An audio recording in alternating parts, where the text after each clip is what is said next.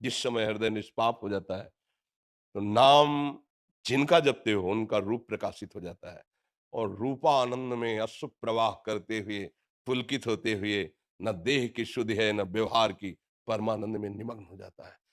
अभी क्या है कि नाम हमें मीठा नहीं लग रहा, नाम में जो नशा है वो नशा नहीं चढ़ रहा। अभी जो हमारे अंदर दैवी संपदा, निर्भय, निशोक, निश्चिंत, वो सब नहीं आ रहे। इसका मतलब अभी नाम उस कोटि से नहीं कर पा रहे हैं। और जब नाम जब करेंगे तब आपको एक ऐसी स्थिति आएगी कि हर दुख, हर अपमान मुस्कुरा के सह जाएंगे। कोई भी दुख, कोई भी अपमान, कोई भी निंदा आपके हृदय में क्षोभ नहीं पैदा करी।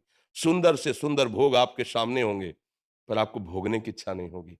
आप निष्पाप हो गए हैं, इसके लक्षण है। जैसे आपके सामने बमन हो, तो आप खाना चाहेंगे क्या? नहीं। तो रमा विलास राम अनुरागी, तजत बमन जिम जन बड़ भागी। बड़े से बड़ा भोग उसके लिए बमन के समान लगेगा।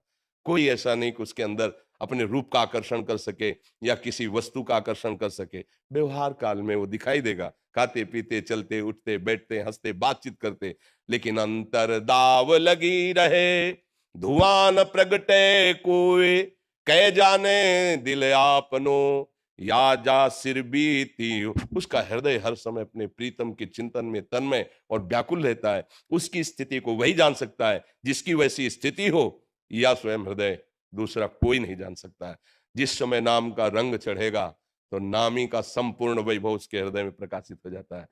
पेट भरता है तो किसी दूसरे से दस्तखत नहीं करवाने होते कि मैं छक गया क्या। अपना हृदय बोलने लगता है कि अब कृतकृत्य भयो, अब कछुनाथ न चाहे मोरे। गोस्वामी जी बोल रहे हैं, जाकी कृपा लवलेश ते मति मंद तुलसीदास हूँ, पायो परम विश्राम, राम समान प्रभु नाही कहूं। परम विश्राम, अब कोई चाह नहीं, कोई चिंता नहीं, आनंद की उमगन में वो हर समय मस्त रहता है। न दिन में न रात में कोई भेद नहीं रह गया, निरंतर नाम चल रहा है। अभी अभ्यास करें, किसी से पूछने की जरूरत थोड़ी पड़ेगी, वो स्थिति आपके हृदय में खुद आपको। मीरा जी कहती, गिरधर मुझे कितना सुख देते हैं मेरा हृदय जानता है। बाहर से तो देखने में आता है कि भाई विष पिलाया गया ये, लेकिन गिरधर आंतरिक सुख कितना देते हैं ये मत जाने मोरी छाती। भक्त का हृदय जानता है भगवान उसे कितना प्यार करते हैं, भगवान का कैसा अद्भुत आनंद है। ये बातों से अनिर्वचनीय है, इसको बोला नहीं जा सकता, समझाया नहीं जा सकता। जितनी बातें कही जा रही हो सब बाहरी है। जिसने देखा उसमें वाणी नहीं बोलने की, और जो बोल रही उसने देखा नहीं, इसमें देखने की शक्ति नहीं। और जो अंतर से देखा गया वो इसमें बोलने की शक्ति नहीं। तो जो भी बोला गया वो सब अधूरा है। वो तो केवल छाती ही जानेगी तुम्हारी। अनुभव गम में भजे जय संता, अनुभव में ही बात आती हो। खूब नाम जप करो, बड़े भाग्यशाली हो जो तुम्हें नाम की तरफ झुकाव हो रहा है, नाम में प्रीति हो रही। अगर ऐसा होने लगे तो समझ लेना चाहिए कि भगवान की अपार करुणा दृष्टि हमारे पर हो गई है। ये शरीर एक न एक दिन छूटेगा। इसमें जो भी बल बुद्धि है भगवान का एक अंश मात्र दिया हुआ है। रावण कहता है हनुमान जी महाराज से, तूने मेरा नाम नहीं सुना? मेरी सभा में तो बड़े बड़े लोकपाल भी नजर झुका के बात करते हैं, भयभीत होकर। तू किनके बल से हमारे में आंख मिला के देख रहा है? किनके बल से अशोक वाटिका उजाड़ दी? हनुमान जी ऐसे कहते हैं, जाके बल लवलेस ते जित्यु चराचर झारी, तासु दूत में जाकर हरियाण्यु प्रिय। ए दस्कंधर, हमारे प्रभु के एक अंश मात्र बल से त्रिभुवन पर तूने विजय प्राप्त की। उन्हीं स्वामी श्री राम का मैं एक दास हूं। तू जानना चाहता है मैं कौन हूं? उन प्रभु का जाके बल लवलेश थे, जरा सा बल तेरे में जागृत हुआ तो तू त्रिभुवन पर विजय प्राप्त। उनका मैं दास हूं जिनकी प्रिय प्रिया का अपहरण करके तू लाया हुआ है। एक अंश मात्र बल हो जाता है, जरा सा जीव पर प्रकाशित हुआ वो, क्योंकि भगवान सर्वाश्चर्य में है ना। भगवान चाहे ना तो सांप का छोटा बच्चा गरुड़ को खा जाए। जो गरुड़ जी बड़े बड़े हजार फणधारियों को एक सेकंड में फाड़ के फेंक दें, उन गरुड़ जी को एक छोटा सा सांप का बच्चा ले जाए। प्रभु प्रताप ते गरुण ही खाए परम लघु ब्याल। छोटा बच्चा भगवान जो जड़ को चेतन कर दे, चैतन्य को जड़ कर दे, ब्रह्मा को मच्छर बना दे, मच्छर को ब्रह्मा बना दे, मसकई करें बिरंची अजय मसकते असमर्थ। ऐसे प्रभु का जो नाम जप करते हैं, शरणागत हैं, उनके लिए कोई दुर्लभ बात नहीं।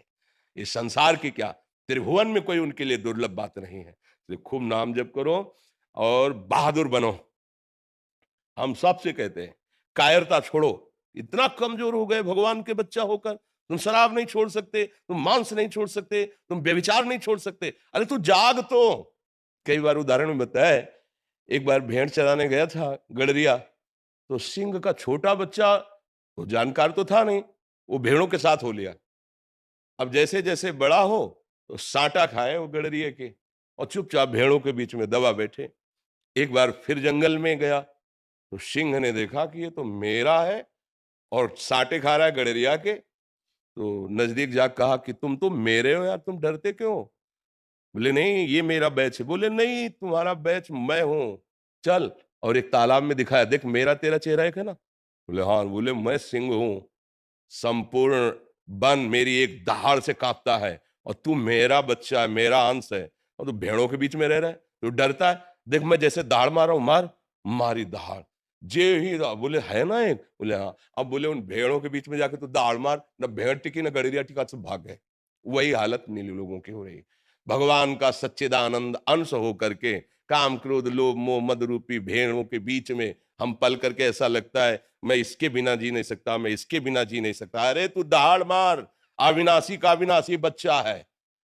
काल भी तेरे ऊपर असर नहीं कर सकता, तेरे ऊपर। शरीर तो काल के अंतर्गत है, लेकिन तू अकाल है, तेरे पर काल विजय नहीं प्राप्त कर। तू उसी का अंश है जो परम सत्ता है। तो यही बात समझाने के लिए सारे ग्रंथ है, सारे पंथ हैं, सारे संत है, जो एक साथ मिलकर समझाते हैं। तुम समझो, अपनी शक्ति को जागृत करो। तुम महान के बच्चे हो, कोई साधारण नहीं हो। हम लोग फंस गए, छोटे छोटे नशा नहीं छोड़ सकते, गंदी बातें नहीं छोड़ सकते। कैसी बात करते हो? एक आदमी सोच ले केवल कि मैं मरा,